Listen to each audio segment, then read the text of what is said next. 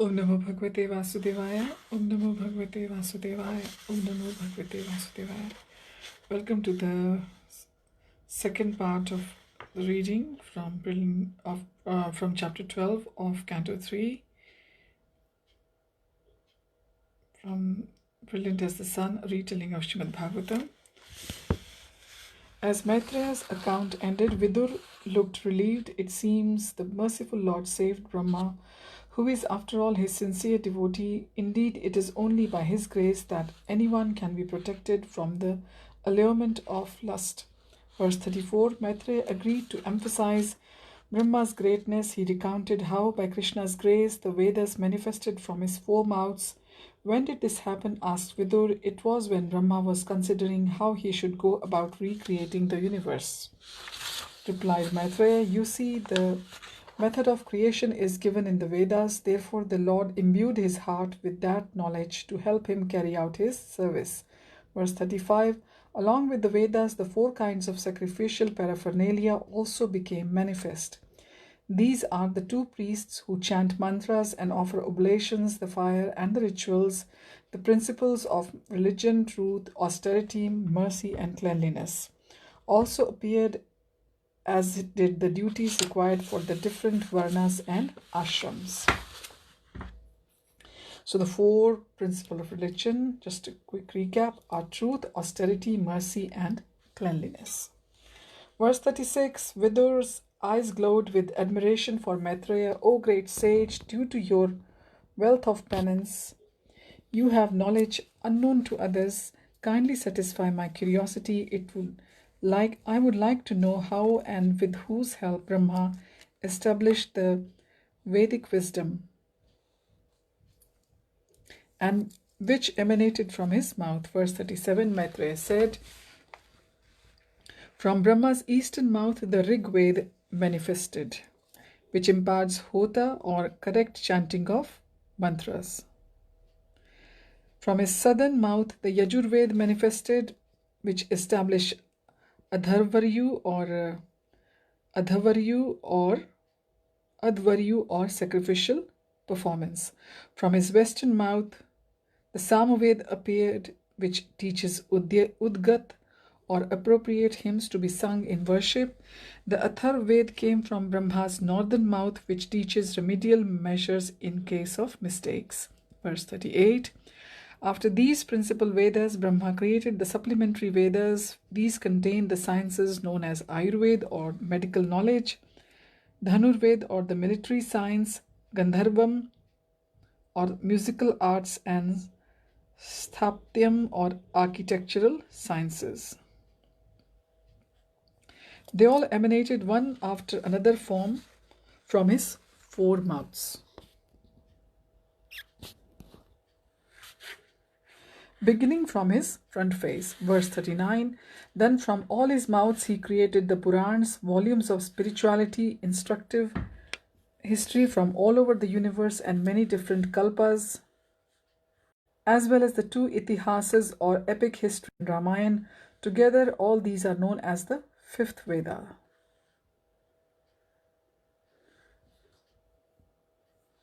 So the Purans and the Mahabharata and Ramayana, they together are known as the fifth Veda. Verse 40, there are many types of fire sacrifice requiring different paraphernalia, mantras and rituals. All these came from Brahma's eastern mouth. Vidur said, earlier you mentioned that the four principles of religion along with the duties of the varnas and ashrams came from Brahma.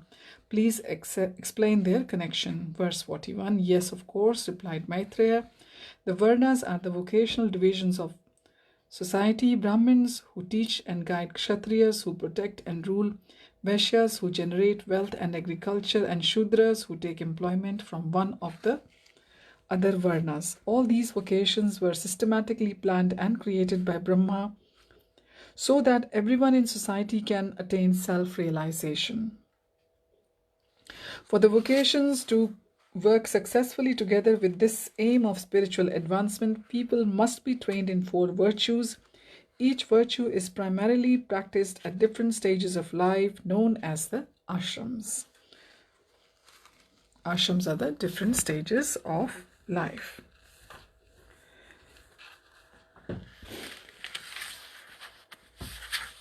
Maitreya explained that the four virtues which correlate to the four ashrams are education, charity, penance, and truth. The first ashram is the life of a celibate student known as brahmachari life, where education is the principal virtue practiced. In the second stage of life, grihastha ashram, or married life, husband and wife, though allowed to gratify their sensual desires, are also obliged to practice the virtue of charity. In the third stage of life, vanaprastha ashram, when husband and wife retire from the comforts of home life, the key virtue they must cultivate is penance. Finally, one in the renounced stage of life, the sannyas ashram, is meant to preach the absolute truth to the people in general. I'm still not clear how these ashrams advance one in self-realization, said Vidur. Please describe them in more detail. Maitreya explained that education was meant to teach students the importance of the human form of life and to encourage them to become free from family encumbrances so they could wholeheartedly engage in devotional service. With this in mind, Brahma inaugurated the thread-giving ceremony that initiates a brahmachari as twice born. This means the spiritual master considers him suitable to receive Vedic knowledge. There are four grades of brahmachari life. A savitra brahmachari remains celibate for 3 nights after accepting initiation. A prajapatya brahmachari remains celibate for a year. A brahma brahmachari remains celibate until his education in the Vedas is complete. And the brihat brahmachari remains celibate until the end of his life. All these four types of brahmachari arose from Brahma's 4 mouths. Maitreya then explained how there are also 4 means of livelihood for the married men, helpful to self-realization, each of which was similarly generated from Brahma's 4 mouths. These are varta, or maintaining oneself by occupation recommended in the Vedas, such as agriculture, sanchay, or performing sacrifices, shalin, or accepting alms without begging, and shiloncha, or gathering fallen grains from the fields. Verse 43, Maitreya described the 4 divisions of vanaprastha ashram, or retired life. These are Vaikhansa vanaprastha, who live on uncultivated food grains; Valakhilya vanaprasthas, who similarly live on wild grains, but who in addition never hoard food. When acquiring new grains, they give away the old ones. Then there are Audumbara vanaprasthas, who eat fruits and grains gathered when walking in the direction they first happen to look at when waking up in the morning. And Phenaba vanaprasthas, who live off grains or fruits which have naturally fallen on the ground. Maitreya concluded by describing the 4 types of sannyas ashrams, or renounced life. The first is Kuti Chaka, who makes a cottage outside his village and accepts food brought from his previous home. He does not have any interactions with his family. Rather, he is intent on performing the duties of sannyas life, such as austerity, deep study, and meditation. The second is the Bahavoda, who procures food by begging from door to door. This stage is sometimes called Bahudaka. And the third is the Hamsa, who also preaches as he goes door to door from one region to another. This stage of sannyas life is also known as Parivrajacharya.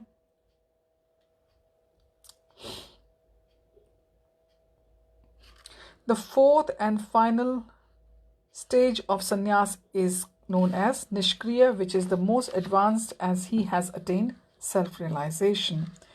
This is also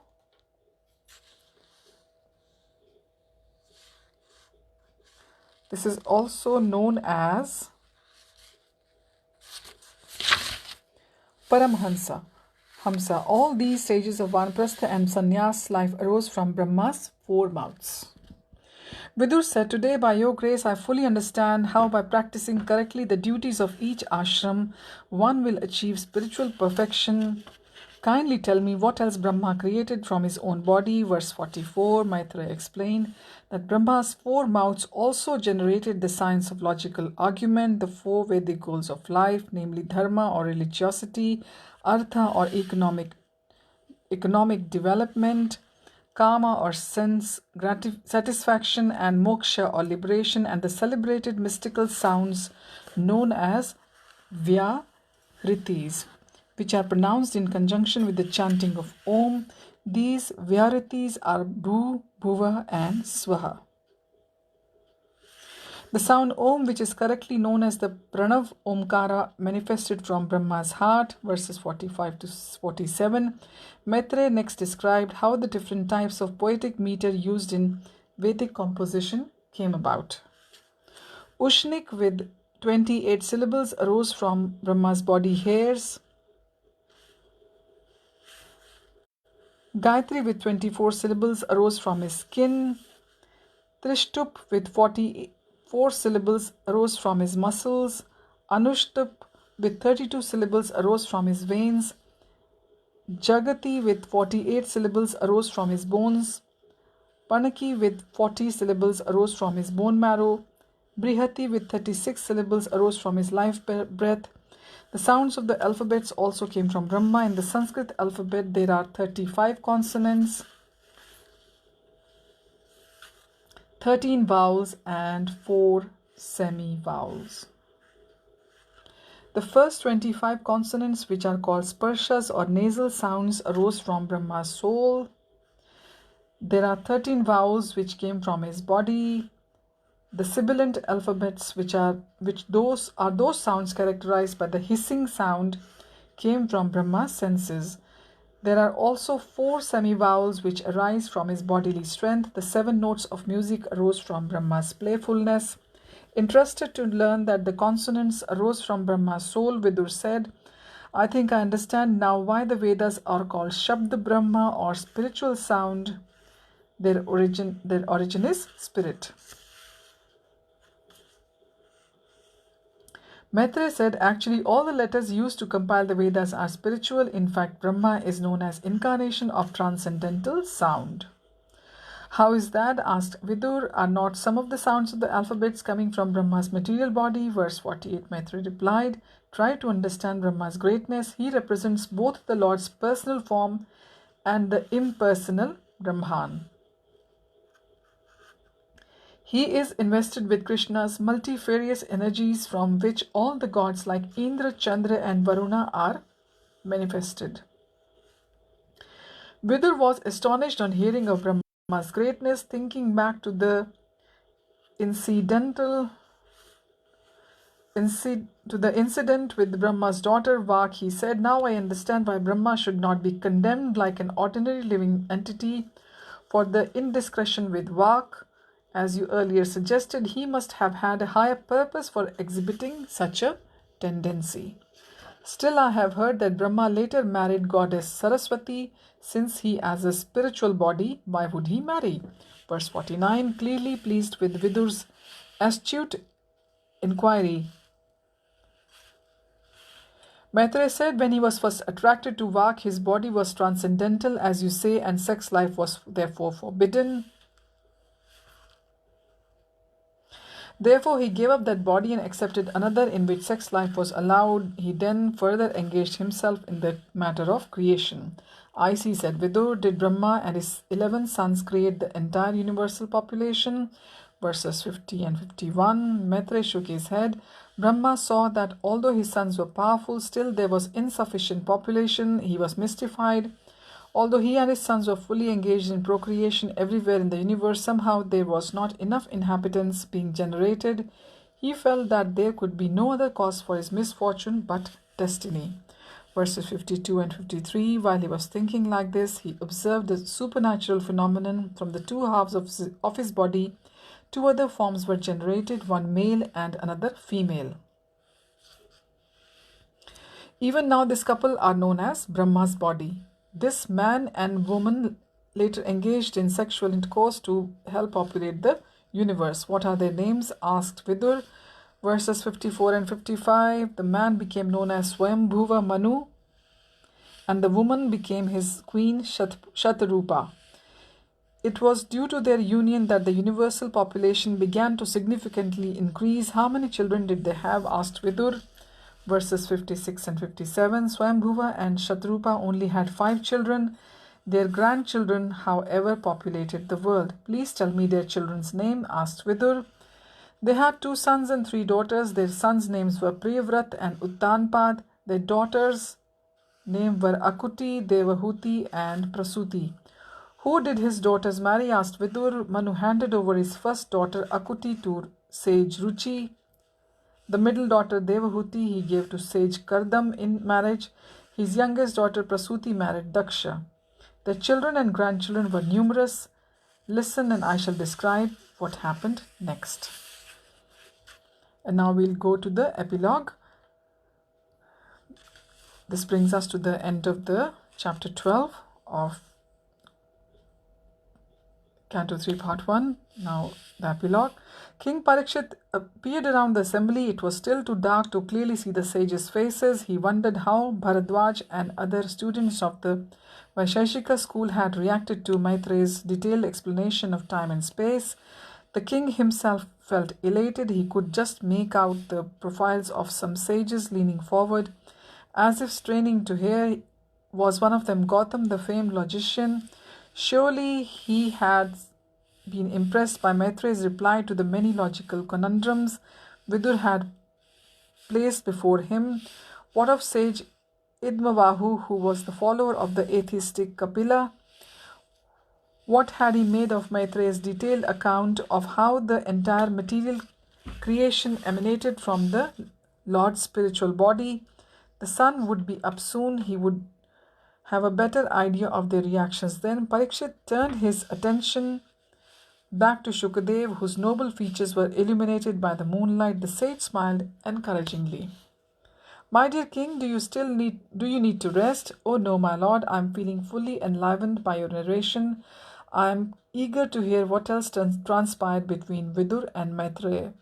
The rays of the midday sun shining through the tree branches were warm on Suta's back.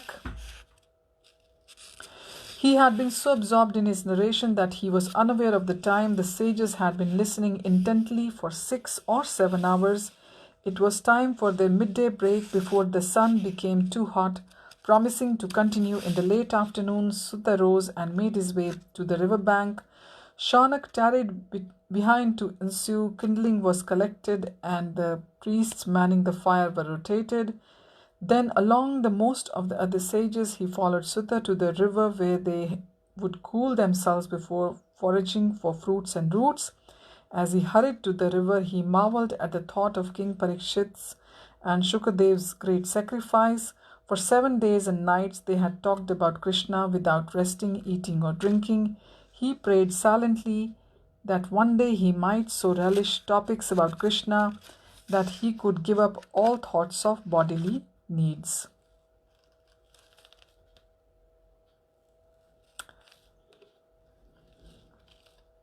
Okay, there's mention about few characters. Hopefully they will come up in the part 2 of Canto 3, which we will start reading next time. So thank you all for joining. Om Tat Sat. Hare Krishna.